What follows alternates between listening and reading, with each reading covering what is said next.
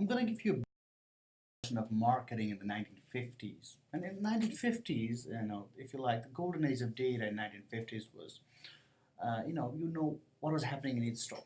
Now, many of you may be sitting in your jobs today where store level data is the kind of data you have. In other words, that's the level of granularity you have. Now, let me say the good news is for many firms, that's all you need to to make the decision. What prices should I charge in the store? What should I put on the shelf or in the end cap of the store? What assortments should I have in the store? And what you know all level of decision you make is store level data. Even though in 60s and 70s, this was fine. It didn't. But what it didn't allow was it didn't allow you to do consumer analytics. Again, in the 50s, the kind of business decision you can answer was how do store level prices relate to sales? So imagine building a regression model, which we talked about in an earlier video, where if you have sales as your outcome variable and prices as your input variables, imagine building a regression trying to predict sales from prices. Now, if you have a data at the store level on prices, you can start thinking about optimizing prices. What's the effectiveness of coupons? So you can, imagine knowing in each store how many coupons are redeemed and at a given product category, and trying to understand, well, how much is bought. You could try to understand regional or geographical differences. You could also try to understand the effect of in-store promotions, and these are all relevant questions in 2015 and beyond. But in 2050, that was the holy grail, and everything was being done in store level data. But you couldn't do consumer analytics with this, but you could do store level analytics. And for many of you, that is still relevant. Again, don't give up on that data. My suggestion is push your firm's limit towards collecting more granular data and move from store level analytics to consumer analytics. And again, this leaves a lot of money on the table, right? That's why we have to go from store level analytics to consumer analytics, and that's your argument. And again, the reason is, making decisions at a consumer level versus a store level. There's a big difference in a way you can monetize your data that way. Well, in 60s and 70s, um, I want to say the direct mail ruled the world, and I say this in the greatest fondness because what we know about analytics, and especially marketing analytics today, um, actually came from direct mail literature. Customers would be sent there's types of mailers and flyers, and of course the company knew which mailers and flyers were sent to you. As a matter of fact, they could vary it household by household depending on what you bought in the past. If you're like direct mailing in 1960s and 70s was kind of the beginning of household level analytics. They knew what you bought. They could control which flyer or which brochure or catalog to send to you. So they could do target marketing if you'd like. They would know your reaction to it. They would run an experiment when they could randomly assign different household to different things, and they could see its impact. Now, of course, the downside of it was they only knew what you did with what they sent you, right? They didn't know the impact of any other advertising or even the existence of other advertising. So they didn't know what you bought outside their farm. You could so the kind of a new answerable business questions in 1960s and 70s was you could relate the prices, individual level prices in category and shopping behavior, but again, all they would know was the prices in their catalog. Right? They could try to measure the impact of frequency and timing of catalogs on their purchase behavior. But think about that. That was done in 60s and 70s. Right? Think it's still relevant. Firm is still sending out emails. What frequency should send it out? What timing? Like should they send them 1 day apart, 3 days apart, 5 days? 5 days apart. There are companies who are still selling flyers for God's sake. So it's still relevant. And this we knew in 60s and 70s, and there's a lot of data and analytics related to it. Well, all of this comes from direct mail literature. This email, how often you should send emails to all these things. Product assortment. Maybe you send The Lumsdahl household a thin catalog, and maybe you send his neighbor a thick catalog. You know, so how does the assortment you send people affect what they buy? And then finally, the type of advertising. And one of the beautiful things about customer or household level analytics is you could test different advertising messages. You could even test, should we have a red background versus a blue background? Should we have a 16-point font versus 10-point font in this particular neighborhood or this particular household? One of the greatest quotes I've ever heard is about marketing analytics is a running experiment is, and a run experiment only if you want to know the answer. And this is what the beautiful thing about this flyer literature, the 1670s data, 60s and 70s data is. They knew the kind of business question they wanted to answer. They knew that they could measure things at the individual household level, at least what they sent you. They knew that they could vary things. They knew that they could build models. They knew that they could target people, and they could make business decisions on the basis of it. Now, of course, it leaves still a lot of money on the table because they would know what you bought in their catalog, but they would not know what you bought in your grocery store. So, what you bought in the big department store, or all of this would, would all they would know is what their vertical behavior, what they sent you in your catalog, in their catalog, and what you bought from their catalog, and they didn't even know what you bought from your competitors. So like they didn't know your dollar wallet share and how much money you spend per month. So which are important to calculate consumer lifetime value or things like it. Now let's think about 80s. What happened in the 80s. A big thing that happened in 80s was scanners. I mean, you can't almost go to a checkout store or checkout counter or in a supermarket or any kind of store where things are not scanned anymore. This didn't used to be that way, right? We really didn't know. There was no way what people was buying except looking at those diary panel data. Ask people to note what they bought. I mean, that was not very effective. But when the scanner data came along, you had very high level of granularity of data. And then the other thing that I always point out is loyalty programs. Consumers always think loyalty programs are there to benefit them, and they do. But remember,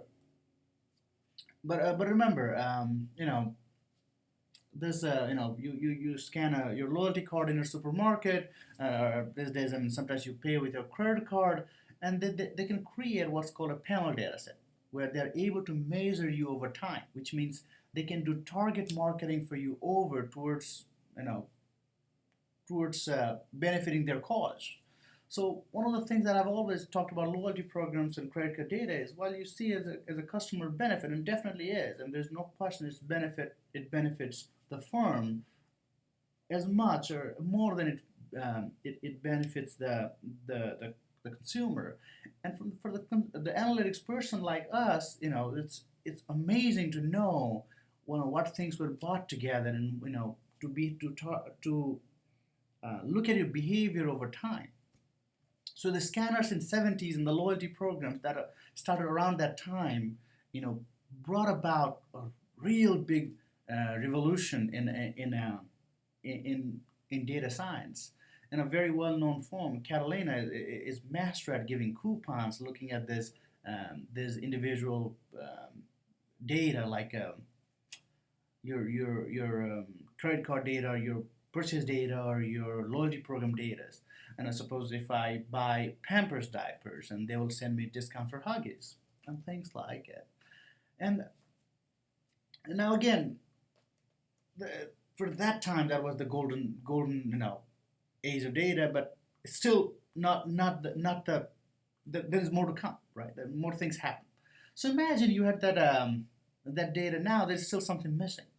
What is that missing is the internet solved that problem. The great insight came from internet is so the internet has really changed the face of marketing analytics, and it's not for the reason that you might think. The reason you might think thinking selling the product. The internet, selling the product over the web has changed the face of marketing analytics. The answer is yes, you're right, and it's an alternative distribution channel, but actually this is not the main reason. Many people may not know this, but think about it. What fraction of goods in the United States do you think is sold over the internet? Right, 50%, 80%? The answer is really 6%. I mean, it might change over time, but it's not as big as you think. Right? Most people think it's a lot much larger. From the consumer analytics perspective in marketing, the internet is not just a second channel to sell stuff. It's a way to measure what you're looking at, to deliver you ads in a very contextualized way. So, suppose if I know you are at Ford.com, I can send you a car ad. So if I knew you're on a particular website, maybe a vacation site, so now I can send you, only so ads about that, not only on that site, but I can retarget you later on another day about a vacation or maybe a hotel there or something of the sort, right? So I'm targeting with you ads, about what you saw 2 days ago. Right? The internet has allowed firms to do ultimate in the consumer analytics. I always like to think of the internet as being kind of a now, what what allows you to connect what you know with what you want to do, right? Another way of thinking is and this is where the marketing world is going, is try to connect your purchase data with the internet data and fuse it together, right? So what you buy is your behavior. I guess what you watch is also a little bit of your behavior, the action you can do. It's kind of like, when you go to a doctor's bleeding, what's the first thing the doctor wants to know is, why are you bleeding? And my view is, if you're a firm, if you're, say, manufacturing a product, you want to know if the sales is, if something is, you want to know what is driving your sales. I think you want to know not only what people are buying and what the scanner data from 80s is telling you. You want to know what products are people considering and the ones that haven't chosen to buy. So internet data fused together with the purchase data, you are able to answer this kind of question. If you take your weblog data and fuse it together with your supermarket and store scanner data, now you have a very good picture of advertising, and of course you can add the third piece of that data, TV, which have started to come. Now all of a sudden you have an integrated view and the data that you really want to do consumer analytics towards. So again, from internet data, you can track pages that you've gone to, probably the most important part in which product they considered. Because one of the ways I would like to know is, did the customer didn't buy because they didn't know about my product, or because they bought it and they didn't consider it? You want to be able to answer the questions. I would probably want to be in a position where consumer didn't know my product, that's why they didn't buy. You don't want to be the product that consumer considered mine and didn't buy. It just means you have to advertise more and make people knowledgeable about your product. Now, targeting ads, and this is kind of a big part.